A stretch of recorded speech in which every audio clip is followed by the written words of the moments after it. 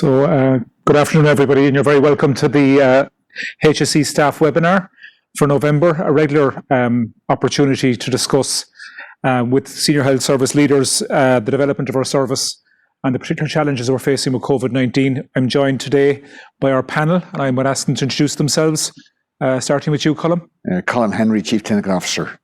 Anne O'Connor, Chief Operations Officer. And Paul Reid, CEO, HSE. And I'm David Leach, Interim Director of Communications with the HSE. We're joined by over 600 staff who've signed up to participate in the staff webinar, and we will also have an opportunity for other staff to access the recording of this on our healthservice.ie staff website. If you have questions to put to the panel, please do so in the chat. You'll be very welcome to do that. And we already have some questions submitted, which I'll start off by putting to the panel. I might just begin by asking Paul, I suppose, at this stage in the pandemic, as we deal with wave 2 of COVID, where do you think we are as a country, I suppose, first of all, with the pandemic, and secondly, as a health service, where do we stand, do you think? Yeah, I think it's been a couple of months since we had a webinar, and at that stage we were certainly beginning to see increasing numbers of cases emerging through September. And as all of our staff will remember, October, where it got really difficult in terms of the community transmission overall. So a very difficult October in terms of the virus transmission, and a very difficult October in terms of the impact it was having on our acute and community services. I guess where we are now with the restrictions put in place initially by government on level 3 and then subsequently on level 5, what we have seen is some very positive signals, particularly over the last few weeks. A reduction in the 14-day incidence rate, a reduction in the number of positivity of the cases that we test, a reduction in the number of overall positive cases, and very positively people reducing their contacts that they have, or numbers of contacts. So they're all very positive signals. However, as we always say, it's still very fragile from our perspective and from a health system perspective. So thankfully the public have strongly endorsed the public health measures. But right now, as we speak today, we certainly have 3 of our hospitals, many of our hospitals under significant pressure, but 3 in particular, Letterkenny, Naas and University Hospital in Limerick, under significant pressure due to outbreaks. So what I always say is good progress overall in terms of the public health measures, but this is still very, very fragile, and it's a really call to arms to our own staff in the first instance. Don't let down your guard at any stage, because sometimes we can all become complacent, and there's one thing this virus loves, it's complacency, and it homes in on that. So please really hold our guard, and for the public's perspective as well, to stick with us, because we know it's a tough time, but we need to hold our guard, particularly for the next 3 weeks. Okay, thanks. And I might just come to you in terms of the winter season. The winter plan is an incredible amount of money, 600 million euros. I think it's 15 times what it was last winter. I mean, obviously this service is under tremendous strain, but what does that bring us in terms of care in the community and, ability to cope with COVID and the challenges that brings? Yeah, thanks, David. I think the winter plan, as you said, this year is significantly different. I mean, we're building on learning from the last couple of years. But critically, first of all, it's a massive investment, so 600 million. More than half of that is going into community services this year. So really what we're focusing on is developing that community capacity to support hospitals. So in terms of our hospital avoidance, our egress options in terms of early discharge, supported discharge, and also then to ensure that we are able to keep people well at home. So ideally with a view to them not needing a hospital at all, but we know that people will need hospitals. So developing that theme of integrated care for older people, integrated care for chronic disease management, looking at our community intervention teams, our community health networks, access for GPs to diagnostics, and then within hospitals having a different way of working in terms of alternative pathways and supporting services to go back and do what we all want them to do in terms of being able to deliver all of the services to keep people away from hospital, and then provide timely interventions if they need to go either into an ED or in through a scheduled care pathway. And I think for us it is that balance. As Paul said, things are better in terms of the COVID picture at the minute, but we know that that's a continual challenge, and it's going to be ongoing for a number of months yet to come. So it is about getting back to a level of service continuity across all of our services. So this winter it's really all about integrated working, new and alternative pathways, and a particular emphasis on community capacity. Thanks, Colm. I might just move to you.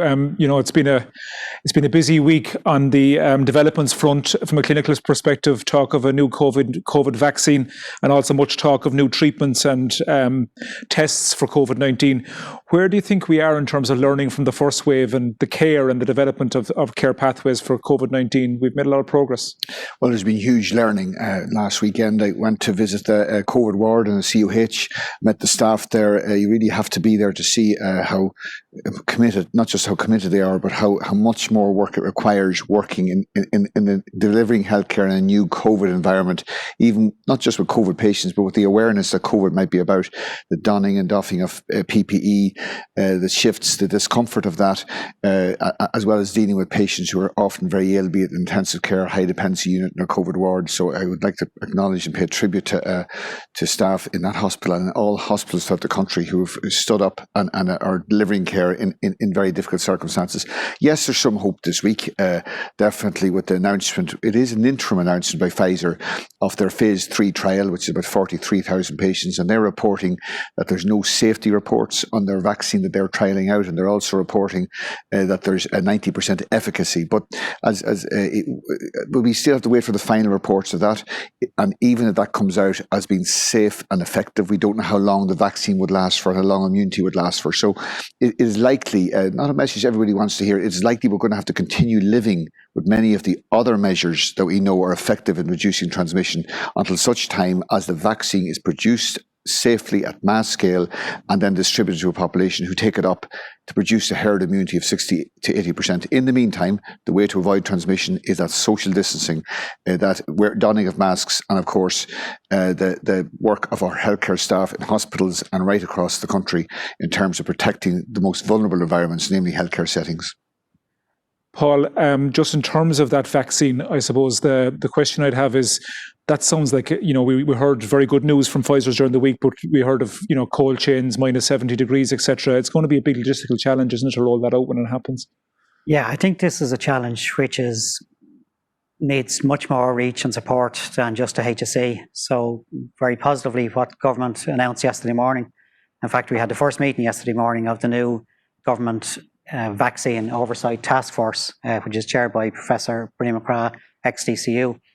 And what that is encompassing is a whole of government approach around the procurement, transportation, immunisation approach, storage, security, when vaccines emerge. And it has representation, thankfully, from ourselves, obviously the HSE, I sit on it, the CMO, Department of Health, but also the Office of Government Procurement, the Office of Government CIO, which will be supporting technology for, one of the key issues is we'll have to be able to track and trace who got what virus when, what were the benefits of it, or any kind of issues that we need to follow through on. So there's a whole of government approach to it. But like Colm, I think we have to urge a bit of caution and reality into the public and indeed our own health system, that this is going to take time. And we even know with the ones that are in stage 3, even after stage 3, there's a significant process afterwards in terms of validation, approval, regulatory approval, and manufacture. So I think we have to all realise, as Colm has just said, it is about living with COVID. I've always said it will definitely be into 2021. But getting back to your original question, I think it's going to be a massive challenge. Very quickly, just to say, Ireland is engaged at a European level in an advanced purchase agreement, which would clarify a distribution for the European countries based on population. And that's a very positive process that we're engaged on, which would guarantee Ireland a distribution based on a 300 million procurement by the EU in the first instance. Colm, just to finish up on the new developments piece, there's a lot of talk about antigen tests and new forms of tests and all the rest of it. What exactly is going on there? I mean, there's a lot of talk in the papers about, specificity and sensitivity, etc. Where are we in terms of those tests? Well, first of all, we have a very good test now, the one which is recognised internationally and which is the test recognised as the best test by the WHO and any other agencies that are giving guidance on the management of the pandemic, and that's the PCR test. There's been a huge development in the world of alternative testing, antigen testing in particular, and we have, while we're open to this, we have our own committee led by expert Mary Keoghan and our team, evaluating and validating any tests that are coming onto the market, checking the claims of the companies as we would with any drug versus our findings in terms of validity, comparing the sensitivity to the PCR test. And with the antigen test, while it has clear advantages in terms of timeliness of the test, it has disadvantages in terms of its sensitivity relative to PCR. So what we need to do is look at these tests, bear in mind the WHO recommendations that the PCR test is our gold standard, and see are there any particular settings where antigen tests or alternative tests could be used that would be valid, safe, and would add to our ability to respond. Thanks. And we also have a question from one staff member who asks about vitamin D and the taking of vitamin D. Would you encourage staff to take vitamin D in the event that they got COVID-19? The talk is that it better helps people. We advise older people certainly to take vitamin D for more than COVID reasons, because they're more frequently susceptible to vitamin D. Vitamin D deficiency, but under guidance, of course. With staff with a proper balanced diet, there's no reason why you'd have to take supplementary vitamin D, I would say. Okay. And I just might move on. I have a question in terms of flu and what plans are in place if we get a flu outbreak or we have a difficult flu season, to separate out the care pathways between COVID and flu in terms of how we're going to manage those things. Obviously there might be a lot of cases presenting of people who are symptomatic, and differentiating those cases in the community. I think in terms of, we have flu every year, and I think, at the minute we already have COVID and non-COVID pathways. So for people who are suspected of having COVID, they're referred for a COVID test. And I think for people in the first instance, it's about going to their GP and then being referred, if appropriate, for a COVID test or not. And I think, some of the symptoms are similar, and there'll be people better qualified than me now to answer that. But I think in terms of how we will manage it, certainly from an acute hospital perspective, we have COVID and non-COVID pathways. People are triaged and they're put into whichever pathway is the most appropriate. And then from a community perspective, likewise, if there is a suspicion that somebody has COVID, they'll be treated in line with the COVID pathway. We do expect to see a mix of flu, COVID, and lots of other respiratory illnesses throughout the winter. And I think it'll be critical, therefore, that people access their GP and get a definitive view as to what people believe it might be. But from our perspective, it all creates a demand on the health system. And for us, it is about being able to manage that surge in the most appropriate way.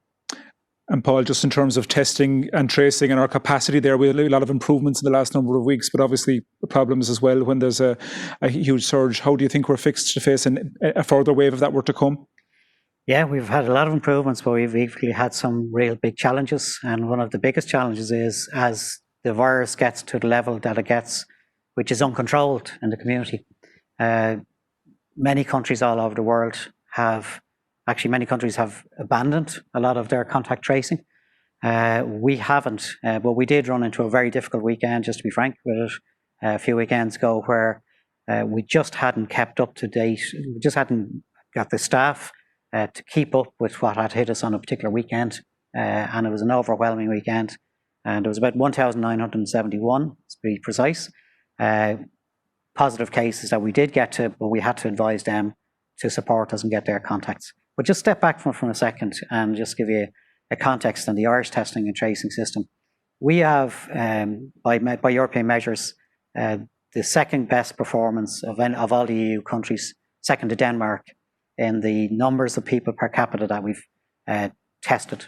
We've over 1.7 million tests completed on the island to date. But equally important than that, we are one of the fewer countries who actually systematically test the close contacts, both on day 0 and by day 7. And many other countries don't actually, they will contact the contacts, but they will let them make their own arrangements. We make the arrangements, we book the appointments on day 0 and day 7, and that's something we want to keep. And just in context, we have contacted over 300,000 people on the island who have either been positive cases or who have been in contact of a positive case and arranged their testing for them. So while we have run into a difficulty, I think, and that will always get very significant media attention, understandably, we have a lot to be proud of in the Irish testing and trace system, and it has supported us in reducing the impacts by comparison with many other European countries. That being said, we still have had to make a lot of improvements in the system and a lot more. Just to finish on our recruitment, right now, as of today, we are really anxious to get our people back to the services, so people who are doing swabbing and people who are doing contact tracing. Today, we are at 350 people recruited for swabbing, and we're redeploying people back as they come on stream. And we're at 430 people on contact tracing. So moving towards a more full-time workforce and relieving our people back. But just to qualify for people, that will take a number of weeks yet. It will take some time. So bear with us, particularly those people who have been on this process for quite some time with us. Please bear with us for some more. And just there is a question in regard to the delivery of disability services and older person services in the context of COVID and the challenges around that. How are we doing in terms of restoring those services and getting back to somewhere approaching normal for those people? There's a couple of things. So first of all, if I take disabilities, the real challenge there has been in relation to, well, actually there's been a couple of challenges. One is in terms of disability day services, most of which are provided by funded providers. They were significantly impacted by COVID. We are still trying to regain ground on those. So we're at, I think, about 40 to 50% of delivery. There's additional funding that's been allocated, 7.5 million, in terms of supporting those agencies to bring back day services. So that is work underway and we're not there yet. The other area that was impacted would be in relation to assessment of need, so access to therapy assessments. And again, we've had significant funding allocated, and each of the CHOs now is working on their improvement plan, and we hope to have those lists back down and cleared by April of next year. So there's a lot of work going on in disabilities and older persons. More challenging there in terms of day services and how to bring day services back safely, given the vulnerability of that group of people. We are also, I suppose, focusing very much on supporting people at home through home support, through the integrated care teams that we're developing. So a lot going on, but we're not there yet. And I think certainly we're seeing that services are challenged, and particularly small services where we might have smaller buildings, more confined spaces, being able to actually bring people back safely. And that has to be our number one priority in terms of adhering to public health guidance. So work underway. Colm, I might bring you in there. We have a question there from one of our colleagues in Cavan, working as a psychiatrist in older age psychiatry. Obviously, there's been an enormous toll on mental health in terms of older people and the challenges of lockdown. What would you say to, given your own background as a geriatrician, to people who are dealing with older people in that context? Well, we've just only in the past 2 days, I've seen a report that's coming to completion now that Siobhan Connelly, our lead in older people, has worked on, along with people in mental health, on the impact of the restrictions on older people. And just a couple of points in that. When we talk about older people, they're not a homogenous group. There are many fit, healthy older people. We know that from Tilda did a very useful study very recently on activities in older people, and found a huge range of voluntary activities, childcare activities. So to talk about them as one group it doesn't do justice to the whole range of abilities and of engagement and of expectations of older people. But clearly, there were in the first phase of the pandemic, and when you look at the restrictions that were brought in, they suffered a double hit. Number one, they were affected more disproportionately by the virus. If you look at how people get ill, how they get hospitalised, and even how they die, it disproportionately affects older people. And secondly, when you look at the social restrictions, they were impacted to a more severe degree than younger people. So there's a greater awareness in this phase among all of us here on the platform, the people we speak to, of the need to nuance the restrictions to accommodate older people and to make sure we don't lead to secondary problems as a result of the lockdown. And to give some example, one alone took, I think, half of their calls in 1 month in April were from people over 75.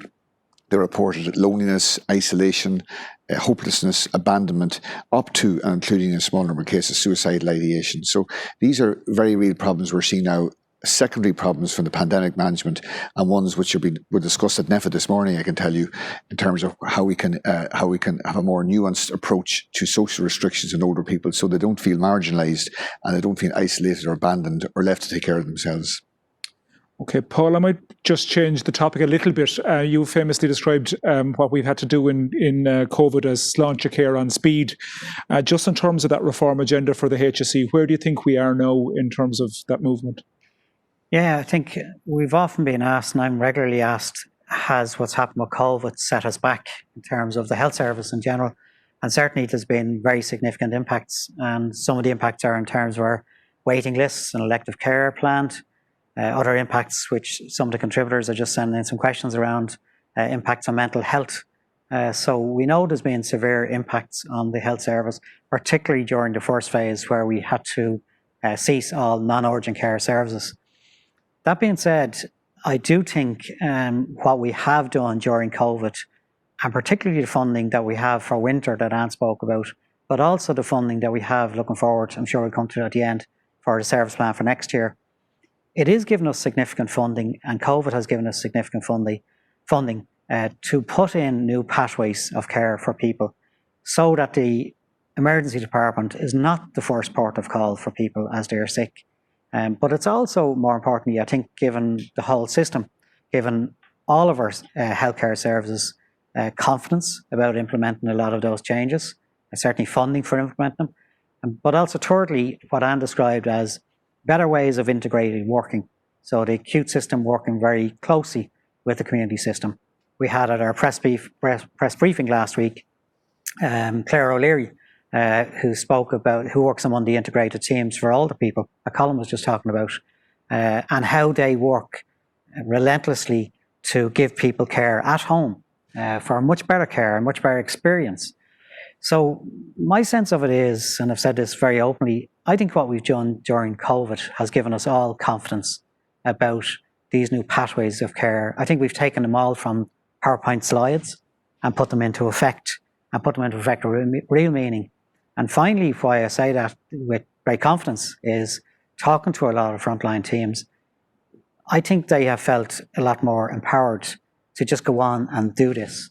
And, there might have been times in the past we're waiting for the design perfection. Whereas COVID, we just had to go with something. And if it's 70% right, it's good enough, and let's go with it and learn and then change and adapt. But I think that's the pace and momentum we have to keep keeping. But I'd have a lot more confidence about the reform agenda, Sláinte Care reform agenda, from where we are now, where, I think we've accelerated. And we've one question in from one staff member who asks, are you confident that the changes we've brought in COVID to deal with the pandemic, are you confident they'll last, Paul? From our perspective, look, one of the biggest challenges from everybody, it's always how do you sustain what you've done in a crisis? And that goes for new ways of working, that goes for how we deliver our health services, and particularly goes for, if you think of the relationships, the new relationships and strengthened relationships we have with our GPs and primary care, the role that they play in the health system, which I think has been hugely strengthened. Yes, I think the biggest challenge on all of us is to sustain them. And positively, I would say our winter plan put on scale, as Anna just said, 600 million versus 50 million last year. Our national service plan for next year, 20% extra funding for our budget, from 17 billion to almost 21 billion, is from my view, in case I don't get a chance to say it later, it's a ringing endorsement, I believe, from government for what our public health teams have done during this COVID. So your response, your reaction, your mobilisation has strengthened our position to get extra funding, because government have been convinced it's the right thing to do.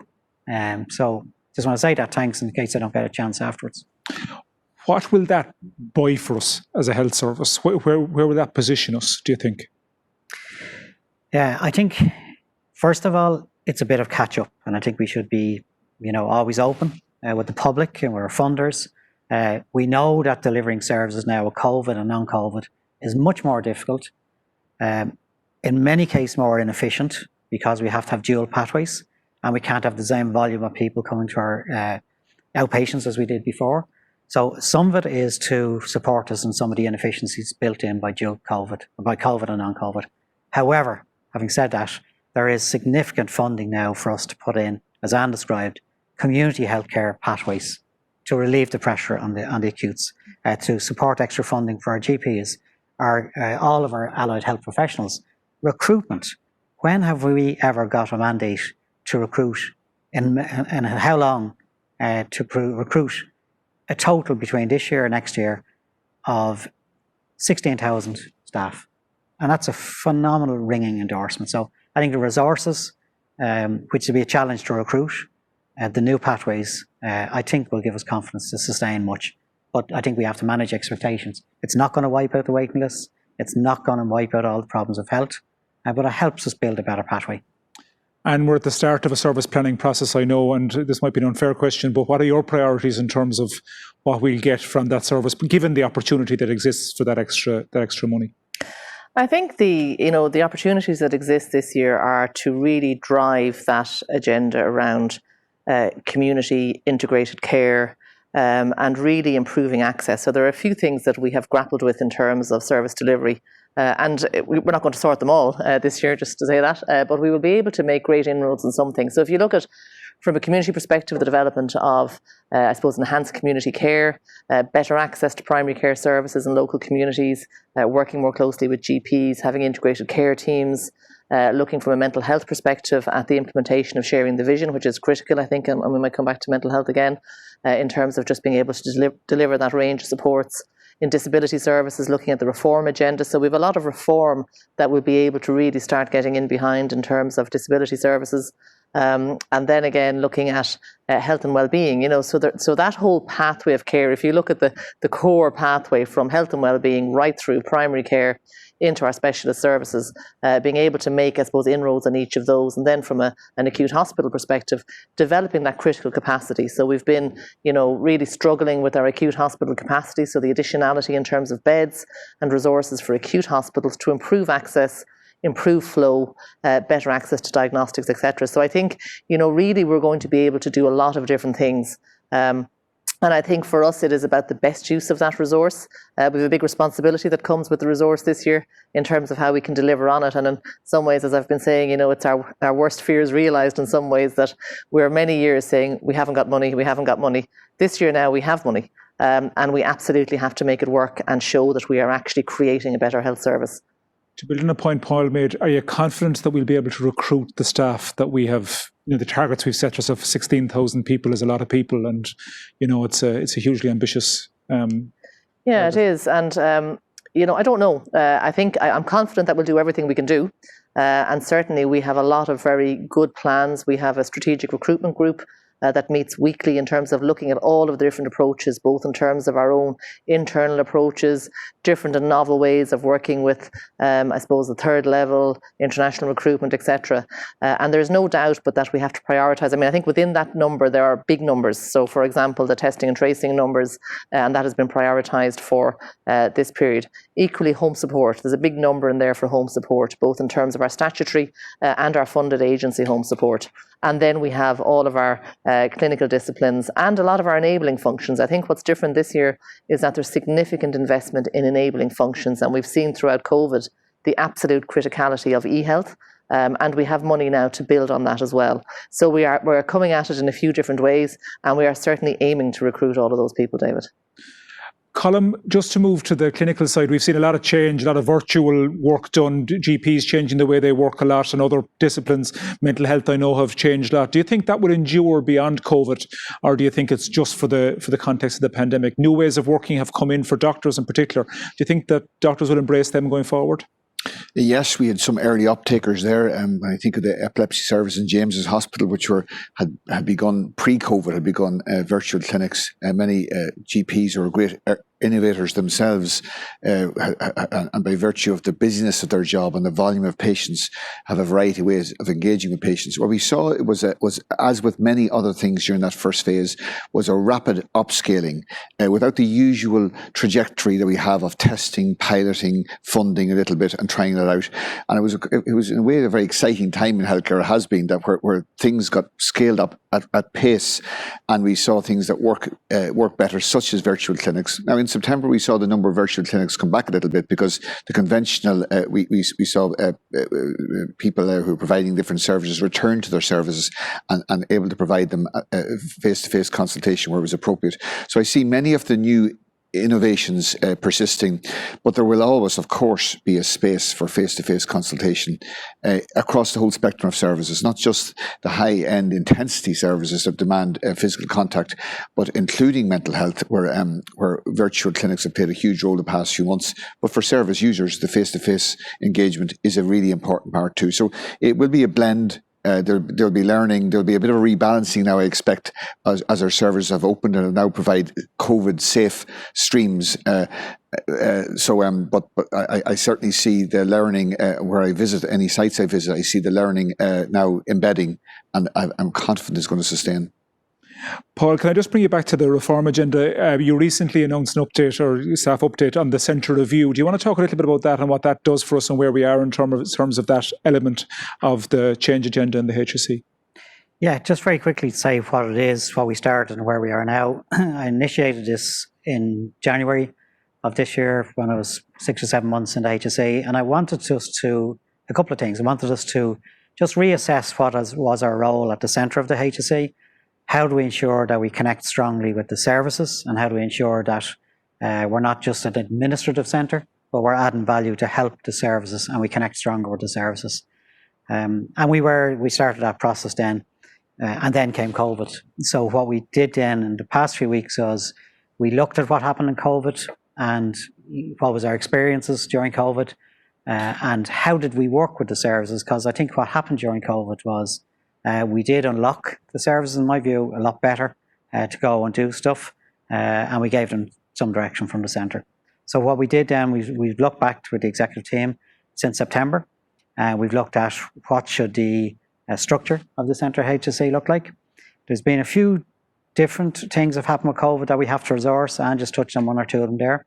But in essence, if you look, our public health teams and resourcing of teams and how we look at that from a national basis and a regional basis. Secondly, testing and tracing now is a very big function. And thirdly, the likes of PPE, we were dealing with 15 million euros of PPE previously. Now we're dealing with 1.1 billion euros. That's a big logistics distribution, etc. So there are 3 extra dimensions have come in with us. So prior to this, we might have felt we could work towards reducing the numbers in the centre. But obviously those 3 now demands we have to resource. So people might have expected, widely reported, redundancy scheme would probably emerge. Would you see what we have to recruit now and what we have to resource? That's no longer a viable option. That you would need to recruit 16,000 and have so just say that first. And finally, we just communicated at what stage we were at, and where we're at right now is we've designed what I believe is the executive structure. And we are currently now in phase 2, which is looking at what does that all look like below those direct teams to me. But I think the essence of where this is going to emerge is a very engaged process. But ultimately, at the end of this, we need to make sure the learning from COVID and how we are supporting services, and not just the other way around. I'm interested that you decided to keep going in terms of the reform, that, given the pressures the health service is under, you didn't just decide to park it and deal with COVID, and when the pandemic is over, we can go back to it. You decided to keep going with reform despite that. Well, I think it was important that we did learn when it was fresh, and we still are in COVID, and we designed based on that learnings. And in fact, one of the questions came up there earlier on, how are we fixed for a pandemic in the future? And what learnings have we made for the pandemics? And that's exactly why I want to go at it now, because I think this is a big learning for Ireland. It's a big learning for the health system. It's a big learning for the whole of government about how do we prepare, which will happen again in the future, how do we prepare for pandemics in the future? And it has to be about having a scaled up workforce, but equally a flexible and agile workforce that we can scale up or down to the extent different pandemics that we're dealing with. So I think I wanted to do it while it was fresh and get on with it. We have presented it to the board. It's been adopted and endorsed by the board, and we're now in the next phase of design and implementation. Before we move, you mentioned the board. I might go to Colm actually and just ask him about that. Public health. Obviously, the centre review gives a lot more focus to public health. And someone did ask about future pandemics, even though I shudder to think of it. I'm sure we all do, another pandemic.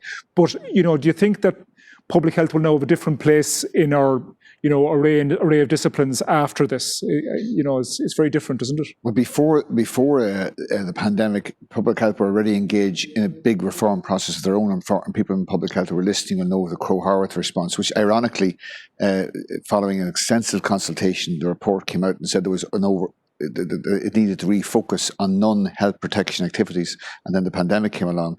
So if there's one thing, the top of our learning, certainly my learning over the past 9 months, is the critical role of public health in health protection. but also in wider population health.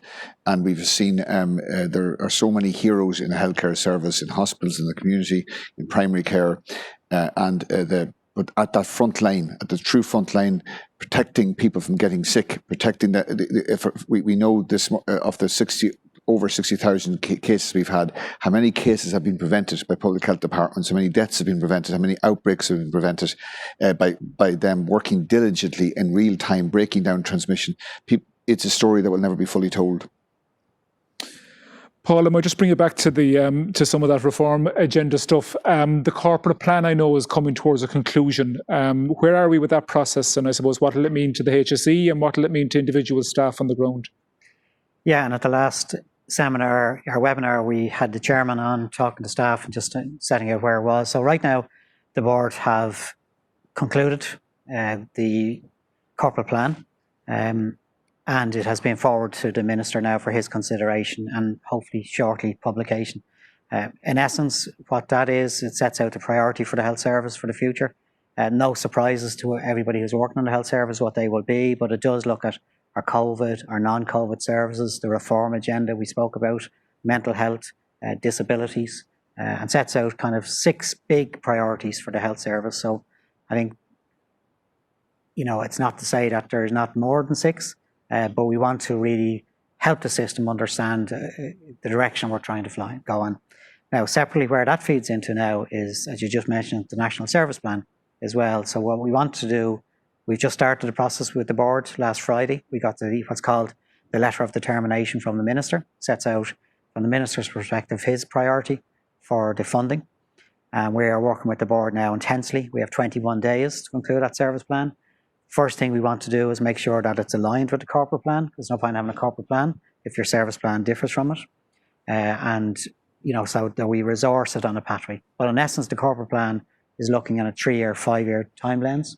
And the service plan, as everybody will know, looks at it from a 1-year perspective. So that's kind of where these meet together. Corporate plans and corporate strategies by their nature are aspirational documents. You must have great confidence, though, given the amount of funding secured for next year, that we can, do more than just aspire, and given the level of funding coming forward. It's a very hopeful time, really, in many ways, isn't it? Yeah, look, I mean, Anna said it. It's a challenge in itself, and I've said it, and I'm not creating the impression this is solving all of the issues that we have to solve for the health services. Many of them are big infrastructural challenges in terms of some of our older places of care, whether they're public nursing homes or whether they are some of our acute hospitals. So it won't solve everything. But I think what it is, and I would urge people to get great confidence from, certainly as this government has emerged, I've been engaged quite a lot with our Minister and Taoiseach. The Taoiseach is hugely committed to health. He's a former health minister. He knows it really well. And obviously our new Minister has plenty of energy and wants to commit and has secured a very significant funding for us. I think that is, as Anne quite rightly described, sometimes it can be like the dog chasing the tires of the car, and then you catch up and you say, okay, what do you do next? So there is a bit about that. We've got the funding. We do have to mobilise for it. I am managing expectations of everybody. It doesn't solve all the issues of the health system, but there is a big challenge for us to support the frontline system now in making best use of those funds. Okay, I might move over to a kind of a more personal question, if that's okay. So I might start with you, Anne. Can I ask you, in terms of the pandemic and all that we've been through, and every staff member has, had to deal with it in their own way, what has your biggest learning been, I suppose, first of all, about yourself, and second of all, about the service during the course of the pandemic? Jeez, David. My biggest learning about myself.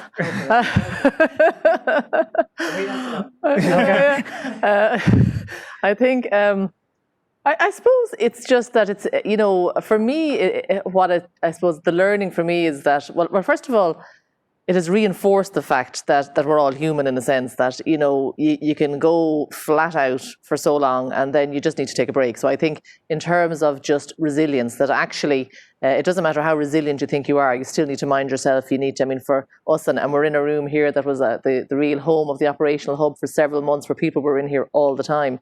And I think it was an extremely rewarding time, in the sense that the collegiality, and Paul referenced that whole, constant, active, very quick decision making, and that whole motivation and energy that comes from being able to make things happen. But I think for me, it's been about just being able to actually get out of that. And it's almost, it's quite addictive sometimes, that pace. You can feel that you're in the middle of things, and sometimes just being able to step out of it has been really important. I think also just, realising what people can bring. So people have stepped outside their roles. They have taken on board different roles, bits of roles, responsibilities that they would never have done before. And I think that has been hugely rewarding. We sometimes get people, we ourselves, and we do it to others in terms of pigeonholing people based on their title, based on their role. And what we saw over the last 6 months was this phenomenal willingness among people to do whatever needed to be done. So I think for me in the pandemic, it was that all hands on deck thing where people just got on with it. And really, by allowing and enabling people to do that, we saw fantastic things happen. And I mean, if we reflect back, and we don't have time to do it here, but if you were to reflect back on all of the different work streams that have progressed during COVID, someday we will look back on that and think, Jesus, did we really do that in 6 months? Because it has been phenomenal. So I think the learning from the pandemic is to really listen to experts. Public health have underpinned everything we've done in terms of the decision making around this. So to take that on board and allow people to act. So not actually tying people's hands behind their backs, which we can be very good at too. But that doesn't really get us as far. So for me, it's just about that, trusting people to go off and do the right thing. We have a lot of very professional and highly educated and experienced people across our whole workforce. And people need to be able to do the jobs that we ask them to do. And I think that's a big learning for us. And to bring it back to the personal, which I know you love, how did you get a break from the mania from time to time? Well, I think for me, I kind of come from a background of working, for those of you that don't know this, I am an OT by background, and I always worked in mental health. So I've always had quite a discipline around cutting off. So for me, it's about getting out, either out on a bike, being around family, and I think we all have other demands in terms of just our home life. So I just love being in a garden or going for walks or whatever it is. So I try and keep quite a discipline around just switching off. Colm, same question to you. What have you learned about yourself and what have you learned about the organisation in the last 9 months? I think rather than repeat what Anne says, I think there's been a lot of, I see the questions coming through. We get asked a lot of questions, understandably, older people, isolation, about people, vulnerable groups, with people relying on mental health services. But I think there's a whole spectrum of stress that extends beyond that into the workforce. And seeing as this is a forum for the workforce, I think we've asked an awful lot of the workforce and they've shown extraordinary flexibility. There's no doubt about that. But I think we should never forget to thank each other and to mind each other. And that we saw great examples of that during the first phase, where there was some force grew up that people were watching out for each other and minding each other. And it is something special. It doesn't last all the time. But I think during times of stress, whether you're working in Stephen's Hospital or the Mercy Hospital or in a community healthcare area, is to ask after others' welfare and mind each other and show compassion. We have to make tough decisions, and people aren't always happy with the decisions that are made. But that doesn't mean that you can't, whatever decisions are made at every local delivery area, you can't also exercise compassion and kindness. And what did you do, Colm, to manage your stress? Well, as you know, David, as I mentioned to you before, I happen to live in what's widely regarded as the greatest city in the world, which is Cork. I was unlucky enough not to be born there, but I returned there every Friday evening. You're trying your best to make up for it. Yes, exactly. Yeah. Paul, I would put the same question to you. What's your big learning about yourself and about the health service? Well, thanks. At least I had more time than Anne anyway to answer that. I guess one professional and one personal. The professional one first, I guess, look, I haven't come from the health service. My background is not in the health service. And at a professional level, my biggest learning during this pandemic has been, listen to the clinical voice. And I don't just mean Colm because he's here, but listen to the services and listen to, they generally know what's right. And kind of, so what value add can I bring? It's not actually the design and the delivery of the health system. But the value that I can add is something else. So whether that's managing stakeholders, managing government, leading the executive team, it's just been comfortable with, letting people do what they do well and take their guidance and take their judgment and professionally just get on where I can add value. So that's been a professional learning. And the second one, at a personal level, I suppose similar to Anne and Colm, at a personal level, certainly for me is listen to your family. Listen, they know, they're wise, they know when you're good, they know when you're bad. And I I never talk about work at home. Any job I've been in, I'm not sure if they ever know where I'm working. Probably now they do, but they generally don't. We don't talk about what they know when you're not right. They know when you're stressed, or they know when you're not yourself. So just listen very carefully to your family, your friends, or it's important. A question's come in there for you, Paul, just in terms of the importance of building a team to be diverse, a mixture of introverts and extroverts. How has that progressed during the pandemic and the reform agenda? The idea of a team of all the talents, as it were, different sorts of people for different roles. Do you feel that's shown itself to be valuable in the pandemic? That's a brilliant question, because it's something I'm really interested in. I studied my master's. I studied this whole thing around Myers-Briggs.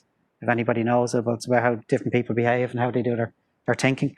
And certainly it's powerful because, sometimes the introverts are the people who are sitting at a meeting or sit at a discussion and, may not contribute a whole lot, but then do. And when they do, it can be absolutely powerful. So, there's always a lesson here about listening to, and people will add different contributions. And it's not about the size of the voice or the size of the meeting that they take up. It's about listening to all the contribution. But more importantly, actually back to what Colm said, this is more important for our frontline teams to make sure we have those, not just different skill mixes, but different people who will contribute very differently, whether that's on a ward or whether that's out in our community teams. We do need a mix of people who can contribute differently because we're all different human beings.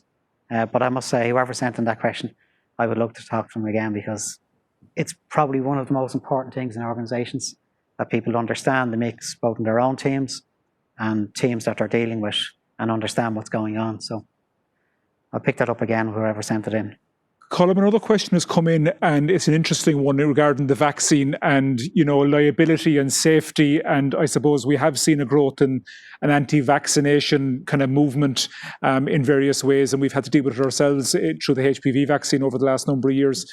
Are you confident people will take the vaccine up, or a vaccine up, if it becomes an essential tool against COVID?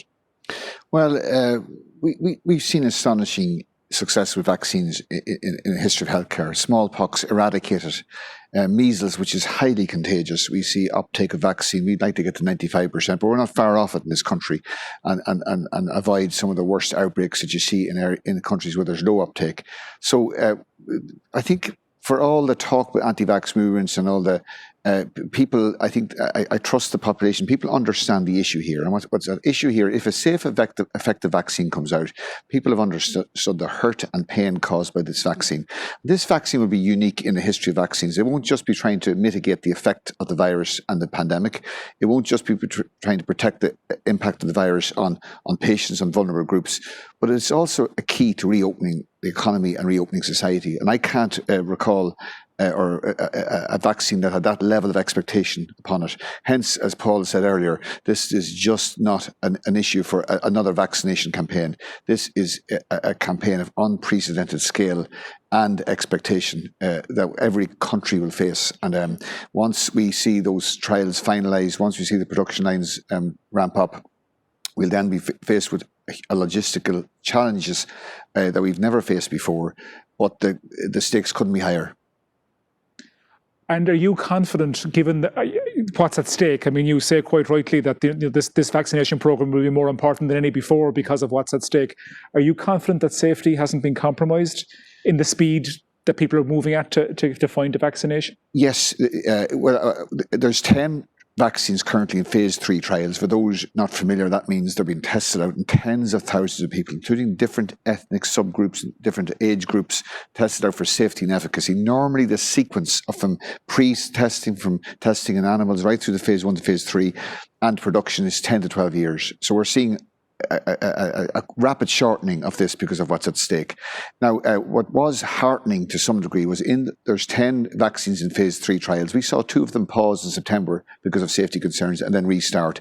So we're seeing an openness, an honesty, and a production of results, as we saw at Pfizer and interim results the other day, that gives me greater confidence that the trials are being done in an open, transparent way. One quick thing, if I could add, David, I just saw this morning the FDA in America, they do an emergency use authorization, but a critical part of that, where they give a rapid approval to a drug or indeed a vaccine, is to allow several months follow-up after completion of the phase 3 trial to look for any late safety issues that may come up. So I expect we'll be seeing demands as we approach completion for safety, not just efficacy, and the results so far are certainly encouraging. Paul, you said the task force met in relation to the vaccine. How important do you think it's going to be to get this right, to get it done, convince the public and get there in terms of this pandemic?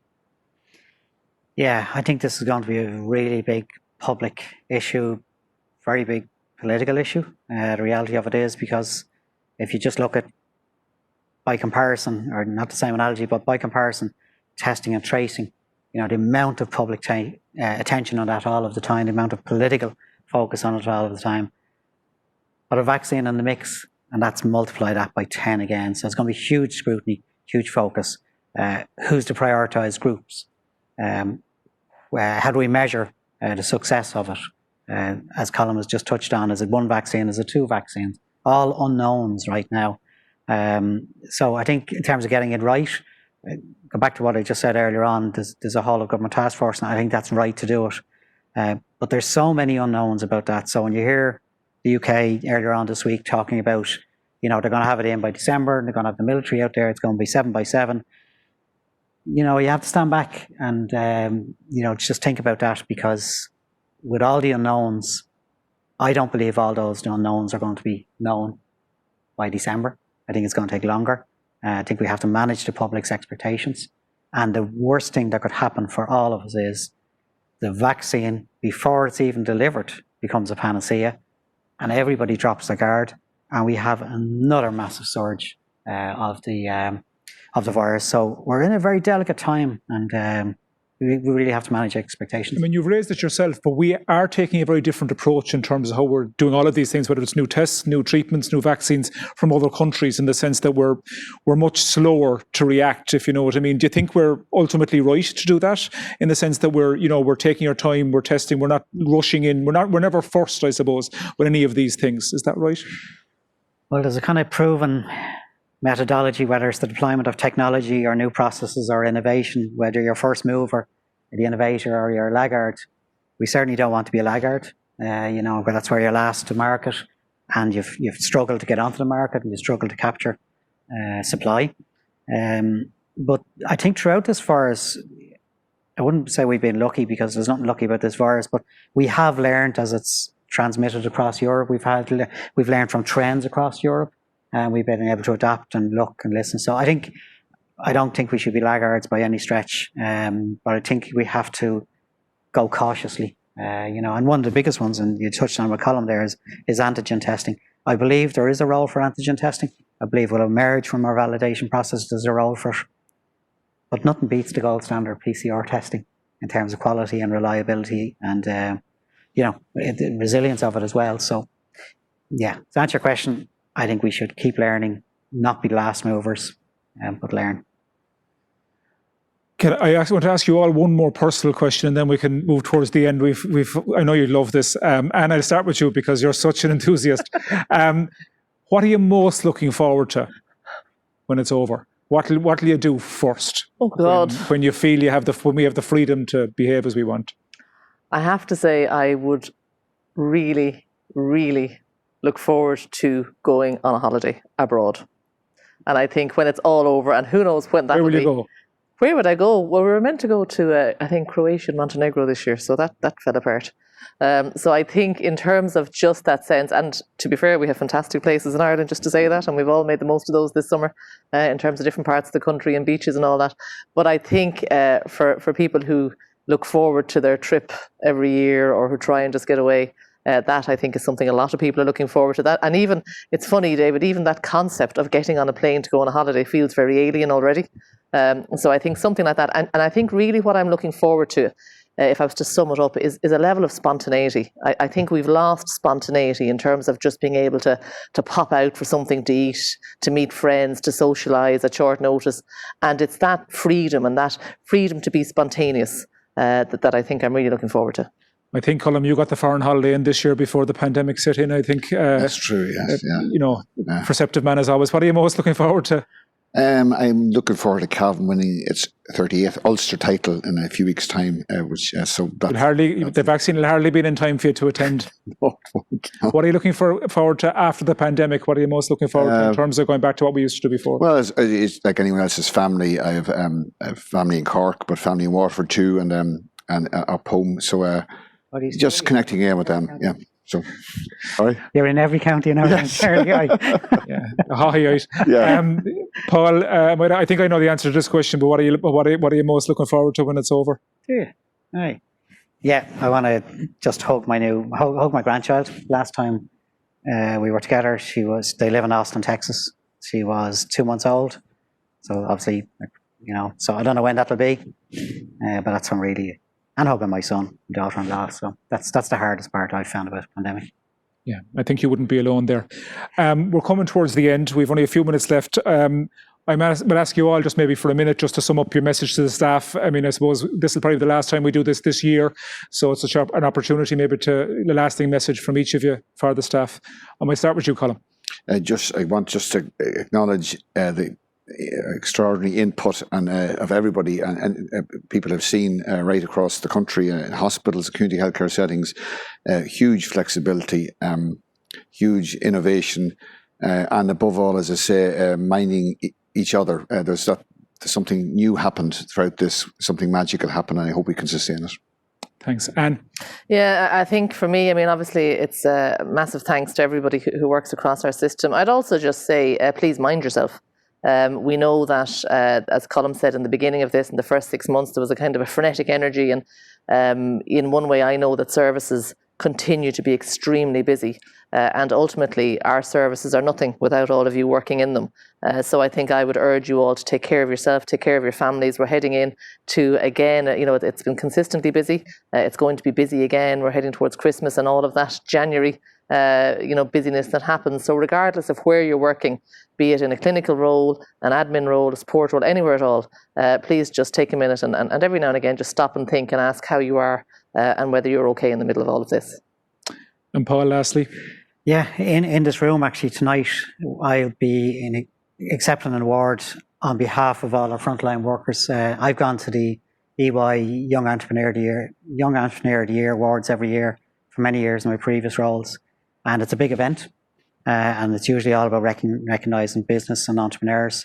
And tonight they are presenting myself on behalf of frontline workers in the HSE and the Commissioner of Garda Síochána on behalf of Garda Síochána for their roles, but broadly recognising all frontline workers and it's a very proud moment for me. But I am accepting it from many of the people who are all of the people who are listening today, and many people who aren't, accepting it on their behalf. And I think we should all take really great pride from that, because we've touched the nation, and you have touched the nation, what you've done. And tonight is, I think, a small token, but a great recognition of what's been achieved. Okay. So, folks, thank you very much for tuning in to us. This will be available, as I said at the outset, on healthservice.ie/staff, and anyone who has missed it can have a look at it there. And hopefully we'll be back with you again after Christmas in January, and wish you all a very happy Christmas. Thank you.